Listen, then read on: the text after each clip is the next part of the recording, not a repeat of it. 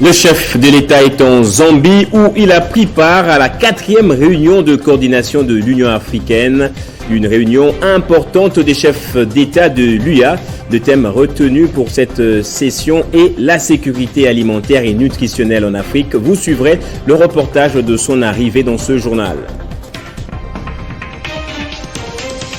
Les 4 jours des épreuves de la session ordinaire de l'ex-État débutent ce lundi sur toute l'étendue du territoire national. Ils sont près de 900 000 candidats à être attendus à cette édition. Le ministre de l'EPST la lancera à Kolwezi dans le Lualaba. Et en sport, nous parlerons de la CAN Handball. Côté messieurs, les Léopards Handball ont perdu la quête du mondial en s'inclinant devant l'Algérie lors du match de classement samedi 16 juillet. Une défaite qui a compromis les chances de la RDC de jouer la finale de la 5e place qui restait le dernier ticket qualificatif. Bienvenue à vous tous et merci d'être avec nous sur Télé 50. Le chef de l'État a pris part ce dimanche à la 4e réunion de coordination de l'Union africaine en Zambie. Cette réunion semestrielle rassemble les chefs d'État, membres du bureau de l'UA, la commission de l'UA et le chef des exécutifs des communautés sous-régionales en vue de procéder à une évaluation des différentes activités de l'organisation. Suivant ce qu'a été l'arrivée du chef de l'État à Lusaka dans ce reportage de la presse présidentielle. Au centre de conférence Kenneth Kaunda Wings de Lusaka en Zambie, flotte le drapeau tricolore congolais à l'occasion de la 4e réunion de coordination semestrielle de l'Union africaine. Plusieurs dirigeants africains participent ce dimanche 17 juillet 2022 à ces assises. Il s'agit principalement des chefs d'État et des gouvernements qui forment le bureau de l'Assemblée de l'Union africaine et ceux qui président les communautés économiques régionales reconnues par l'Union africaine. Parmi eux figure le président de la République démocratique du Congo et président en exercice de la communauté économique des États d'Afrique centrale CEAC. Et c'est autour de 23h30 que l'avion transportant le chef de l'État congolais s'est posé sur le tarmac de l'aéroport international Kenneth Kaunda. Au pied de cet appareil, un comité d'accueil constitué d'officiels zambiens et congolais venus saluer l'arrivée du président de la République. Des compatriotes établis à Lusaka lui ont également réservé un accueil chaleureux. Venu participer à la 4e réunion de coordination semestrielle de l'UA, le président de la RDC, président en exercice de la CEAC et rapporteur au bureau de l'Union africaine, devra, lors de cette réunion statutaire, faire un rapport succinct des activités de la communauté sous-régionale dont il est le président en exercice. Même si les questions liées à la sécurité sur le continent ne sont pas inscrites à l'ordre du jour, a fait remarquer le vice-premier ministre et ministre des Affaires étrangères, il est possible qu'elles se retrouvent sur la table des discussions lors de l'examen de l'organisation et fonctionnement du Conseil paix et sécurité de l'Union africaine. Il faut préciser que la réunion de coordination est le principal forum permettant à l'Union africaine et à ses communautés économiques régionales d'aligner leurs travaux et de coordonner la mise en œuvre du programme d'intégration continentale. Et à la une également à l'enseignement primaire, secondaire et technique, la session ordinaire de l'examen d'État édition 2022 est programmée du lundi 18 juillet au jeudi 21 juillet 2022 sur toute l'étendue de la RDC et ce, après un report d'une semaine suite à des difficultés liées à la logistique. Les finalistes de la ville de Kinshasa sont priés de payer 30 000 francs congolais pour participer à ces épreuves. Cette décision émane du gouverneur de la ville, Gentili Ngobila Mbaka, qui, à travers son arrêté du 9 novembre 2021 portant fixation des frais de participation aux sessions, s'est prononcé sur ce montant. Le lancement officiel des épreuves se fera à Kolwezi par le ministre de l'EPST, Tony Mwaba. Et puis Willy Kitobo Samsoni, auteur du livre Les défis à relever dans le secteur des mines, s'invite justement au débat sur la situation sécuritaire à l'est du pays. Le ministre honoraire des Mines a demandé au chef de l'État de réunir toutes les compétences pour améliorer les problèmes sécuritaires, mais aussi améliorer la gouvernance de secteurs importants comme les mines, les hydrocarbures et endiguer la pauvreté de notre population. On l'écoute dans ce duplex. Notre pays, la République démocratique du Congo, connaît aujourd'hui beaucoup de problèmes. sur le plan sécuritaire, sur le plan économique, dans tous les secteurs, que ce soit les mines, les hydrocarbures et d'autres secteurs, eh bien, beaucoup de choses ne marchent pas. Il y a beaucoup de défis à relever aujourd'hui. Il faut endiguer la corruption, il faut endiguer la mauvaise gouvernance qui s'installe de gauche à droite. Les intérêts individuels sont plus privilégiés que les intérêts communautaires. Et rien ne marche. Et donc, devant tous ces problèmes, quand on est président, on ne peut rien faire si vous êtes entouré par des gens qui mettent des mécanismes juste pour voler l'État.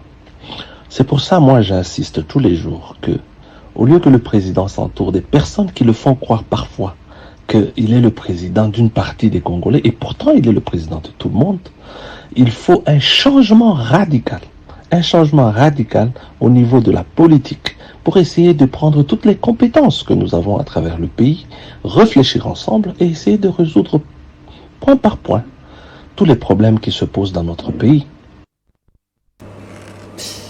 Et puis le commissaire provincial de la police nationale de Kinshasa, le général Silvano Kasongo, a suspendu le commandant du district de Tchangou, le commissaire supérieur principal Bienvenu Kangambila, pour n'avoir pas réussi à imposer l'autorité de l'État face aux manifestants en colère dans la commune de Kimbanseke. Les faits se sont déroulés le vendredi 16 juillet à Kingasani, dans la ville de Kinshasa. Le policier à genoux, c'est le commissaire supérieur principal, Bienvenu Kangambila. Face à la foule irritée et en surnombre, le commandant du district tente la carte de l'apaisement en s'agenouillant. Selon plusieurs médias, la population protestait contre la violence exercée sur un Congolais par son patron indien. Le sujet expatrié gérant aux établissements Laxman Congo, 6 boulevard Lumumba, quartier 3 Kingasani, commune de Kimbatseke, aurait tapé sur son employé dénommé Matondo. Un geste à la base du soulèvement de la population qui s'est adonné à des jets des pierres. Le bilan de ces altercations fait état de 2 saccages, un véhicule de marque VIT et une Toyota IST auraient été endommagés par les projectiles. Pour l'heure, l'Indien présumé auteur coupable se trouve aux arrêts en raison des enquêtes judiciaires et la victime Matondo conduit vite à l'hôpital et hors danger. Mais le commandant district Tchangou, lui, a payé le pot cassé. Il a été suspendu de ses fonctions, rapporte au info7.net, pour n'avoir pas réussi à imposer l'autorité de l'État par le commissaire provincial de la police nationale, le général Silvano Kasongo. Depuis, l'affaire fait polémique sur Internet. Et Jean-Marc Kabound brise son silence demain lors d'un point de presse depuis son départ forcé de l'Assemblée nationale et sa séparation inopinée avec le parti au pouvoir, l'UDPS. C'est la première fois qu'il s'exprimera. Déjà, des accréditations ont été remises aux journalistes. Comme vous le voyez, sa première allocution en indépendance se fera dans sa fameuse résidence de Kingabwa. Selon certaines sources, il va s'annoncer justement et a annoncé la sortie officielle de son parti politique dont le siège se trouvera à la 11e rue Limité, à quelques mètres du siège du parti de Félix Antoine Tshisekedi. Le groupe Hockeyplast a procédé au lancement d'un programme de propriété publique qui s'inscrit dans le cadre du projet Kintoko, ayant pour objectif justement de recycler des déchets plastiques dans la ville de Kinshasa. Le go de ces activités qui viennent en appui au projet Kinbopeto a été donné par le ministre provincial de l'Environnement, Laetitia Bena-Kabamba.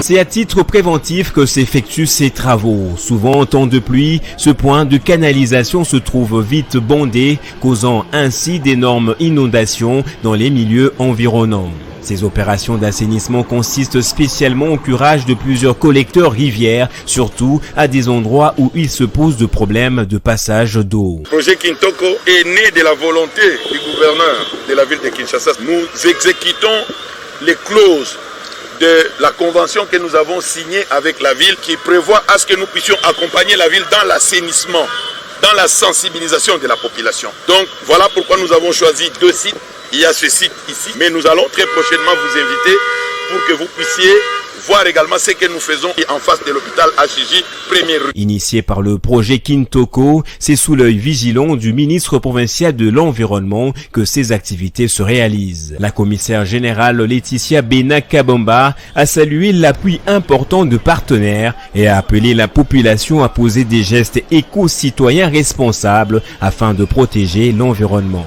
Le projet Kintoko, c'est notre bébé. Le gouverneur m'avait instruit personnellement de suivre de près le projet Hockeyplast. Nous avons mis à disposition une centaine de terrains. Hockeyplast aujourd'hui peut vous ramasser par jour l'équivalent de 40 tonnes de déchets par jour. Nous sommes en train de pousser et de le porter au plus. Ces travaux de curage font partie des axes du programme de Kinshasa Bopeto.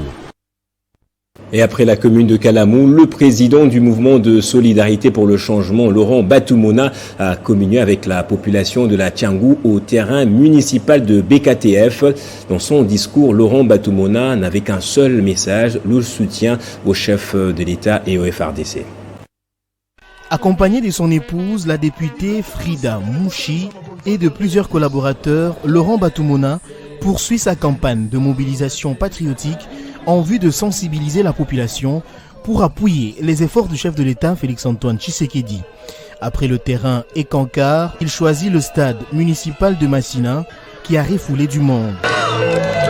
De prime abord, Laurent Batumona a évoqué la question de la sécurité des compatriotes du Nord Kivu et de l'Ituri. Depuis 3 semaines, j'ai démarré une croisade d'armement patriotique du peuple congolais. De savoir que la guerre a commencé en 1997. Jusqu'aujourd'hui, nous sommes dans l'état de guerre. Tout le monde est en train d'être perturbé par les rebelles du Rwanda. Ils ont besoin de nos ressources pour développer leur pays. Mais nous devons protéger nos ressources, que ça puisse aider notre pays à être développé. En deuxième lieu, il a expliqué les origines de la crise économique que traverse l'humanité suite à la guerre de l'Ukraine. La crise, l'augmentation des prix, du pétrole, du transport, du pain, du savon, de l'huile, ça ne vient pas d'ici, parce que le gouvernement travaille. Si vous voyez les performances des régies financières, c'est que les recettes sont à hausse. Et le président, avec ses recettes, il construit des routes. Vous allez à Ngiringiri, à Kasavu, à Makale Lengesa, à Kanluka, à Gitambo, à Mbujimaï, sont ses œuvres. En 3 ans, il est en train de faire des efforts. Donc faisons-lui confiance. À cette même occasion, Laurent Batumona a appelé les jeunes à s'enrôler massivement dans l'armée pour soutenir nos forces de sécurité. Au chef de l'État, une majorité qui lui permettra de gouverner confortablement en 2023. Et la représentation de Lualaba auprès des institutions nationales et des provinces sœurs a équipé le bureau de liaison de sa province en leur octroyant de nouveaux matériaux pour non seulement améliorer les conditions de travail des animateurs, mais aussi pour un bon rendement. Un bureau qui occupe des milliers de mètres carrés, bien équipé à l'image de la province du Lualaba pour une mission de relier le Lualaba aux institutions nationales et ses provinces sœurs, selon la vision du chef de l'État, Félix-Antoine Tshisekedi Tshilombo, accomplie par Marie-Thérèse Fifi Masuka. Nous sommes sur l'avenue Comité urbain numéro 20, commune de la Gombe, au siège de la province du Lualaba à Kinshasa, siège qui compte plusieurs services sous la planification de Fifi Masuka Saini, service que coordonne Didier Chikuta, entre autres le bureau juridique, bureau politique, bureau des relations publiques et la cellule de communication. Comme vous pouvez le voir sur ce panneau lumineux, voilà même qui justifie les effigies du gouverneur intérimaire du Lualaba dans certaines artères, point populaire de Kinshasa, la capitale, pour marquer des bonnes relations entre Lualaba et Kinshasa, ces relations qui se partagent également avec d'autres provinces, et c'est le Congo qui gagne. Et prenons ce communiqué de l'hôtel de ville de Kinshasa avant de poursuivre avec ce journal. L'hôtel de ville de Kinshasa invite justement les expatriés et personnes étrangères à régulariser leur dossier des résidents ici à Kinshasa, faute de quoi ils subiront justement la rigueur de la loi. L'hôtel de ville de Kinshasa invite tous les étrangers ou expatriés résidant à Kinshasa à se faire identifier dans les 10 jours à la commission provinciale de supervision de la délivrance de la carte de résidence pour étrangers dont le siège est situé au numéro 76 de l'avenue de la Justice, immeuble Amadan au 2e étage, concession de l'église du Christ au Congo dans la commune de Lagombe pour l'obtention de leur carte de résidence. La ville précise que pour les étrangers actuellement en vacances à l'extérieur du pays, le délai de 10 jours court dès leur retour à Kinshasa. De même, un délai supplémentaire de 10 jours à compter du 15 juillet 2022 est accordé à tous les étrangers actuellement à Kinshasa pour se conformer à cette exigence légale. Et prenons aussi cette clôture de l'année scolaire 2021-2022 au complexe scolaire Le Figuier. La clôture s'est déroulée au cours de la cérémonie marquant la proclamation des résultats pour les tout petits. Les inscriptions pour l'année scolaire 2022-2023 sont déjà ouvertes. Jenny Kaimbe. Inscrivez vos enfants dès à présent. Message lancé par Marcel Numbaïza Malungu, enseignant à l'école moderne des Figuiers, CEMAF en sigle, situé au numéro 3 de l'avenue de l'école, au quartier Météo, dans la commune d'Ngadima, à l'occasion de la cérémonie de clôture de l'année scolaire 2021-2022. L'année scolaire 2021-2022, nous nous apprêtons déjà à préparer la rentrée scolaire prochaine. Nous demandons aux parents qui ont des enfants qu'ils viennent déjà les faire inscrire parce que nous avons cet engouement des parents qui nous amènent leurs enfants parce que les résultats de nos élèves sont significatifs. Alors si les parents traînent, ils risquent d'arriver trop tard. Tirés à 4 épingles, ces écoliers ont présenté des théâtres et scénettes, puis prononcé un discours de fin d'année scolaire. Élèves finalistes du cycle primaire, saisissant l'opportunité en ce jour de solennité qui, d'ores et déjà s'inscrit dans le canal. Pour témoigner cette amour gratitude auprès eux. Profitant de l'occasion, le couple promoteur Charles Mukwanga wa Mukwanga et Didine Mukwanga Kopi ont remercié l'ensemble des enseignants et les parents pour leur accompagnement tout au long de l'année qui s'est clôture, sous une note de satisfaction.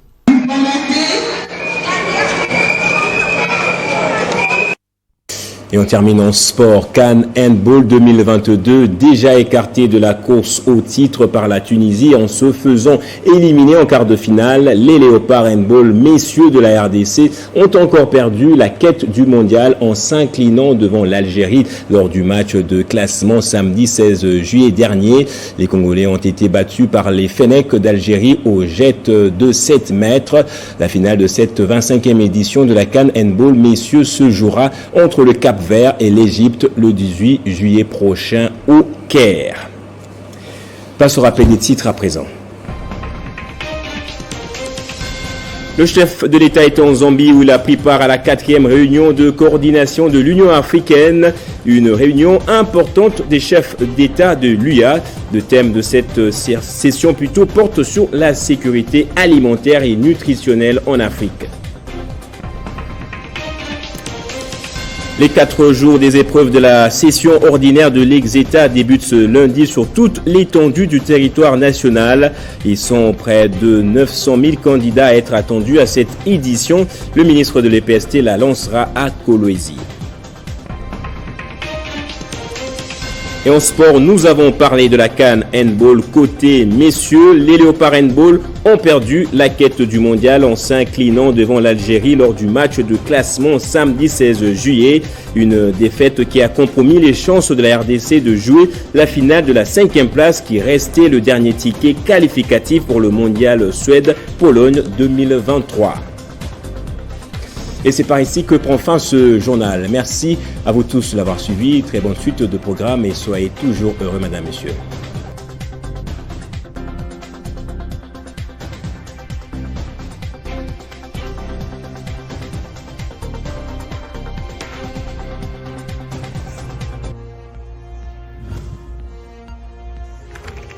L'actualité reste en continu.